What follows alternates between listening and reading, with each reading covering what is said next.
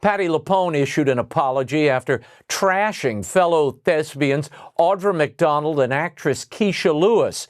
These are Broadway actresses that you probably never heard of. But the only reason I bring this up is because everyone deserves respect. Stay with me. Patti Lupone is a titanic talent. She became a star when she created the role of Evita, and though Argentina wouldn't cry for her, she made a lot of other people cry. I've seen her so many times on stage, and she's a supreme talent. Easily the best Mama Rose and Gypsy I've ever seen, maybe the best that ever was. She's a force of nature. She also has a really big mouth and no filter. In a recent New Yorker interview, Lupone complained about being in a Broadway show that shared a wall with Alicia Keys' show called Hell's Kitchen. It was so loud during her songs that Lupone went to the theater management, who fixed the problem. Then she sent flowers to the cast of Hell's Kitchen, which brings me back to Keisha Lewis, who was in Hell's Kitchen, and decided to lambaste Lupone on social media. Ms. Lupone, these actions, in my opinion, are bullying. They're offensive. They're racially microaggressive. Audra McDonald, who is also an African-American Broadway star, liked that post. So in this recent interview with The New Yorker, Lupone called Lewis the B word and said McDonald and she were no longer friends. Well, 500 self-titled theater artists signed a letter demanding that Patti Lupone be held accountable for her blatant act of, quote, racialized disrespect against these two beloved artists. In response, Lupone apologized in a statement for her demeaning and disrespectful comments. That was the proper thing to do. But it raises a few questions.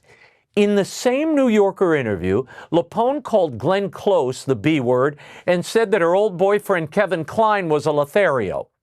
Why did the 500 theater artists not care about the treatment of those beloved artists? What kind of microaggressions was Lupone engaged in there? They were just as mistreated as McDonald and Lewis, but no one wrote a letter demanding accountability for those comments. Here's the problem with all of this. Patti Lupone has for years and years yelled at and assaulted her audience whenever she felt like it, for everything from forgetting to wear face masks to taking pictures. Stop taking pictures right now! Put your mask over your nose. That's why you're in the theater. That is the rule. If you don't want to follow the rule, get the out! ABC News even praised her for leaving the stage to snatch a cell phone from a patron who was annoying her.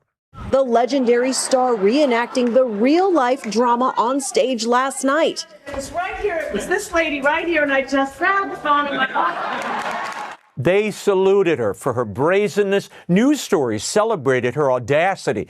But when Patti Lupone turned that same rudeness, that same audacity on her peers, she suddenly engaged in one microaggression too many. Where were the 500 theater pros when the audience, their audience, were yelled at and regularly demeaned, degraded by Patti Lupone? I guess they were thrown in the same pile as Glenn Close and Kevin Kline. I have a curtain call-out, a note that should be inserted in the first page of every playbill. You ready? Rudeness is rudeness no matter who it's directed toward. And if you want respect, try first defending the people who have no speaking parts, the people who paid for those expensive seats, who make your jobs possible. Fellow stars may get offended by something said about them, but imagine paying to have someone berate you and you're still expected to applaud them. To steal a line from Gypsy, and this goes for Miss Lupone and the 500 theater artists, your mantra should be, let me entertain you, not let me defame you.